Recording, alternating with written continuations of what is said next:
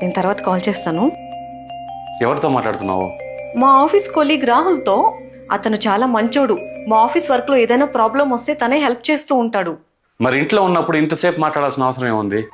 అవసరం ఉంది కాబట్టి మాట్లాడాను. దాంట్లో తప్పే ఉంది. చూడు, మీ అమ్మాయిలతో ఇదే తలనొప్పి. మీతో ఎవరైనా కొంతసేపు మంచిగా మాట్లాడినా లేదా సహాయం చేసినా వాళ్ళు మీ గురించి ఎంతో కేర్ తీసుకున్నట్లు మీరు అనుకుంటారు. కానీ నిజానికి అలా ఉండదు.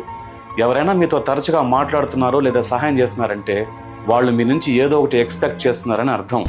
ఒక స్త్రీ తన జీవితంలో 4 మగాళ్ళని పూర్తిగా నమ్మచ్చు. తండ్రి, అన్నదమ్ములు, భర్త, కన్న కొడుకు. మిగిలిన మగవారి విషయంలో ఎంత లిమిట్గా ఉంటే అంత మీకే మంచిది. నేను ఈ విషయంలో నువ్వు ఇలాగే నడుచుకోవాలని చెప్పి డిమాండ్ చేయడం లేదు.